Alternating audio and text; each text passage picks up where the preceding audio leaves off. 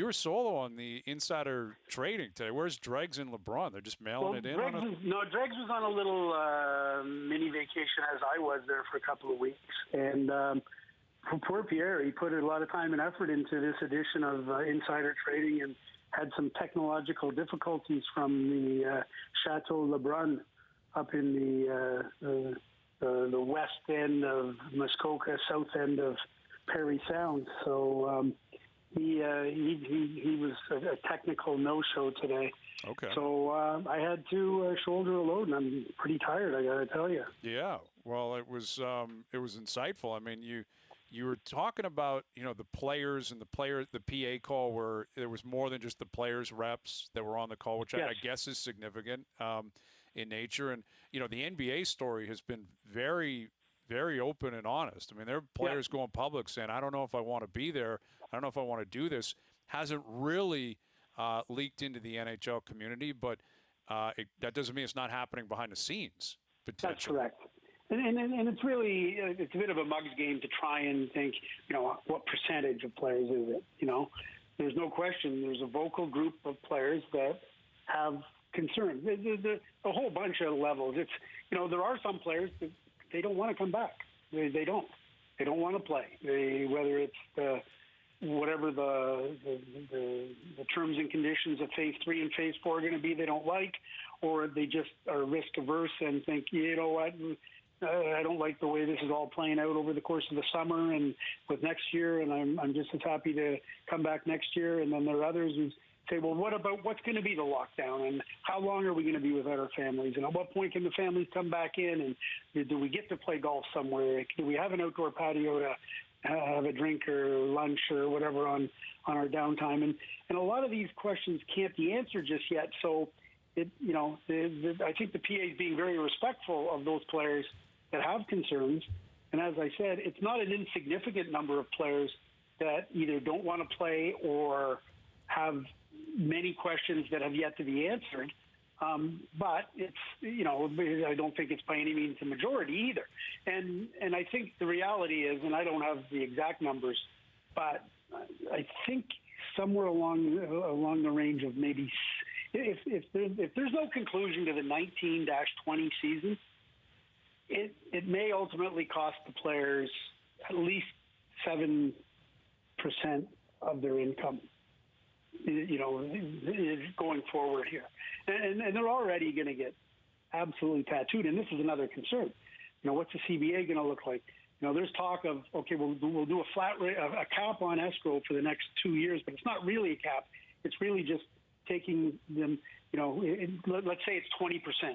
Where the NHL may guarantee, and I'm using some numbers here that it might have been thrown around, but they're not carved in stone, so don't take it to the bank. But the NHL may say to the PA, okay, we'll guarantee you for each of the next 2 years, the escrow is not going to be greater than 20%. Now, if the numbers add up and say it should really be 50 or 60%, then that difference has to get pushed forward and amortized over a number of years. And, there's some positives coming for the NHL in revenue down the road. New U.S. TV deal. What's it going to be? Don't know. Not going to be like the NBA's or the NFL's, that's for sure. But I think a lot of players have come to the realization, holy moly, what a financial mess this industry is in. Because think about this for a minute. You could be looking at 20% escrow next year, 20% escrow the year after that. There is talk that maybe next season the players may have to defer a portion of their salary. Don't know what percentage it will be. Let's just say, for argument's sake, it's 10%.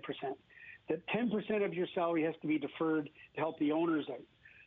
So now, if you're losing 20% in escrow and you're losing 10% in a deferral that you will eventually get back, but not right away, and you're paying your agent 3%, and you happen to live in a place like Toronto or New York State or California where the marginal tax rate is, 45, 50%, start adding that number up and see how much is left for the old player at the end of the year.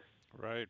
It's not very much. Yeah, well, that's a scary proposition, Bob. And so in other words, as much as these guys are not getting technically paid for the playoffs, so to speak, they are in some ways, because this would essentially be mitigating at least some of that damage if they come back, right? Is that message getting through?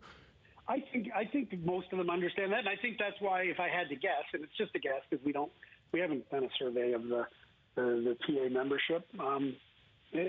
I think that most realize that ultimately it's in their financial best interest to try and get back and play. But along the way, you want some guarantees on safety and all those other things. They don't even know where the hubs are going to be for sure yet. They don't know what the procedures and technicalities of Phase 3 and Phase 4 are going to be.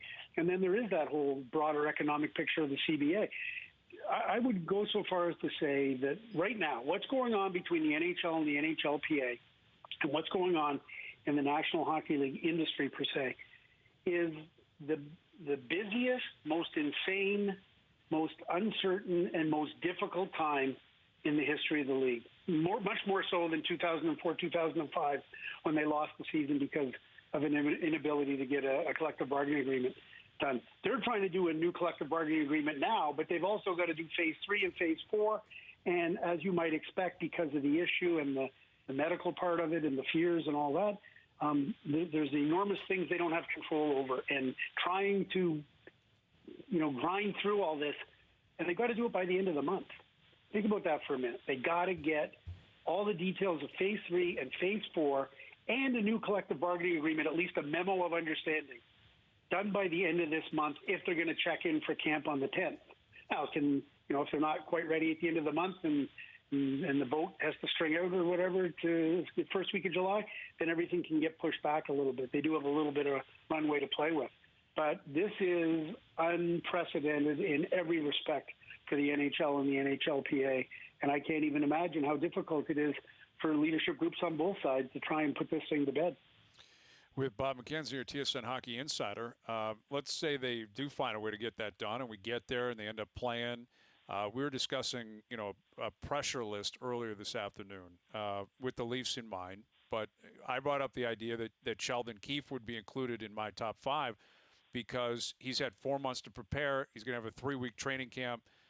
When he first came on board, he was jumping on a moving ship, and it's like, okay, we got to give him a full preseason before we can expect changes. Well, he's been given that, even though it was completely unpredictable.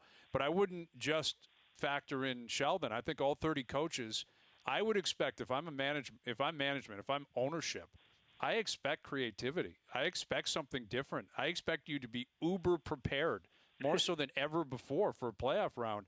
And if you're not, I don't think it's going to look good on coaches. How do you feel about that? Yes and no. I could see that point for sure. But I could also see the flip side of it, that this is utterly unprecedented. And I'm not sure what the mindset of the players that come back is going to be everything here. Everything. Is your team excited to be back? Are they fully engaged and ready to go? Or do they view this as playing a best of 5 here? If we come up a little short on the best of 5, let's give it the old college try. But if we come out on the wrong side of it, right back to vacation. And I've done my bit for the cause. Right. And I don't know if there's going to be some teams that are like that, or whether they're going to be just so, as you say, uber excited and uber prepared that, it is a clean slate and away we go. And I think there's a lot of general managers who would certainly look at this whole thing and say, I don't even know what to make of this.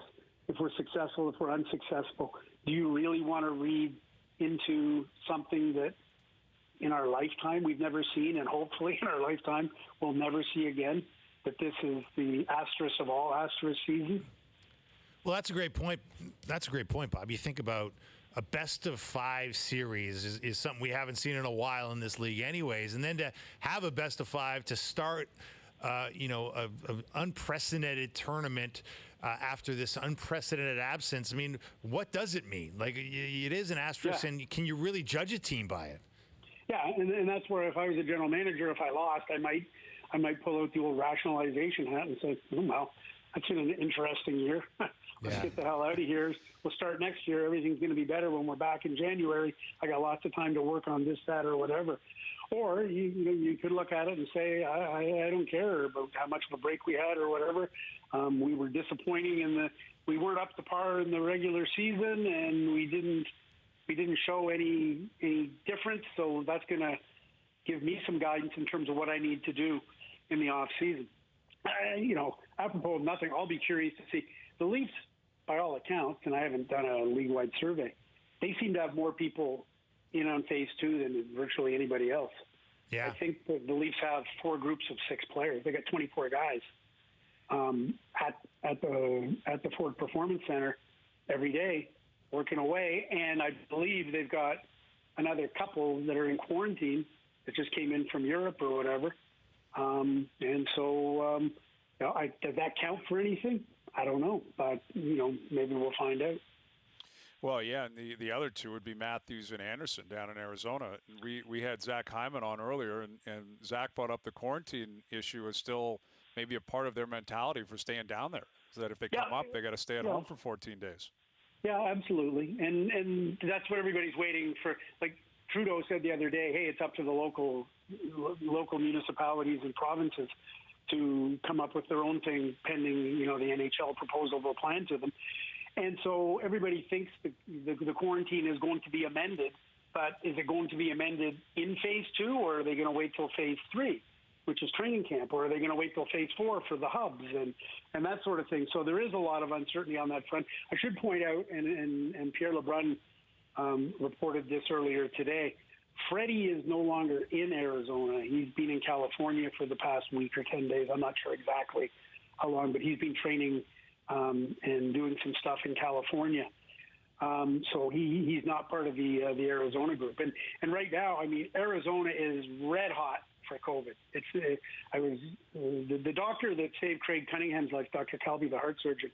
His wife is a doctor as well, and I saw a tweet from her yesterday that was retweeting the situation, and there was like 2,400 new cases on whatever day it was, Tuesday or Wednesday, and it's talking about hospitalizations and ICUs filling up, and how Arizona right now is kind of in some ways approaching what New York was at the worst. So it's a hot spot, and as I reported on Insider Trading today, it's kind of interesting because there's been a lot of people, because they see the numbers going up in Florida and they know the Panthers and the Lightning are getting ready to play, because they see the numbers going up in Texas and the Stars are getting ready to play, and they see the numbers skyrocketing in Arizona and the Coyotes are getting ready to play. People are asking questions. Will there be any more positive tests? What about the NHLers that are working out down there? What about the NHLers that play in those cities? Any news on positive tests? And what I found out when I was asking around about that question is that the NHL and the NHLPA have, beginning in the last couple of days, decided that they're going to report positive COVID tests on NHL players differently than they have been. They're going to do what the NBA started to do last week, and that is they're no longer going to tell the team to announce it. They're simply, as a league and as a players association, are going to say, we've had X number of positive tests in this time period, whatever the time period might be. Maybe they'll announce them as they happen. Maybe they'll announce them on a weekly basis. Maybe they'll announce them, I don't know what the time frame will be, but it's going to be the league and the PA taking more of a macro look at it, as opposed to the Pittsburgh Penguins coming out earlier this week and saying, hey, one of our players tested positive, or whether it was Ottawa, Boston, Colorado, whomever. The teams were announcing that. And I think it's because they're not sure what the true benefit is of identifying the team but not the player. I mean, the players have a right to privacy. This is a medical issue, and it's up to each individual player whether he wants his medical history in the public domain.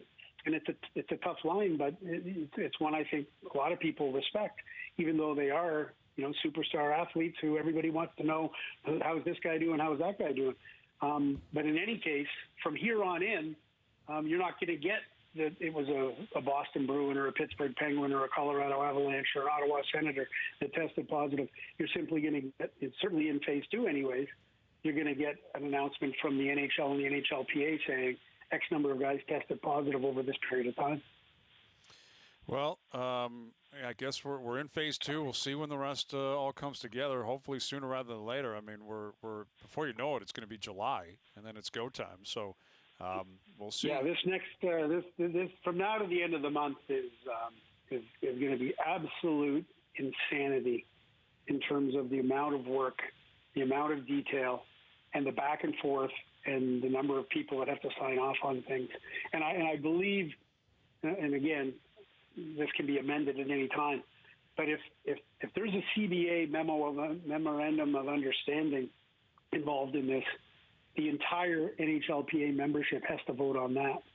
The details, terms and conditions of Phase 3 and Phase 4, I believe, can be an executive committee vote, as it was on the details on Phase 2. So it's going to be fascinating next few weeks, that's for sure.